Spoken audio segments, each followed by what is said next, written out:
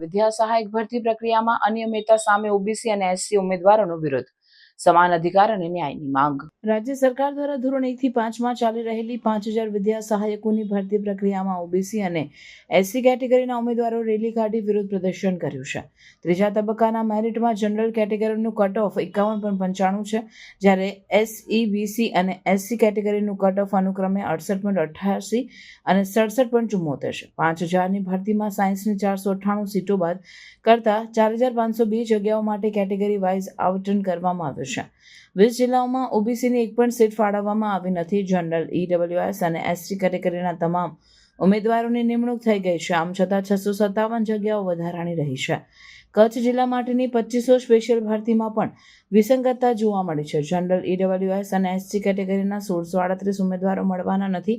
માત્ર એસસી અને ઓબીસી કેટેગરીના અનુક્રમે 183 અને 679 ઉમેદવારોને તક મળશે. 20 જાન્યુઆરી 2017ના ઠરાવને કારણે અન્ય ઓબીસી ઉમેદવારોને તક મળશે નહીં.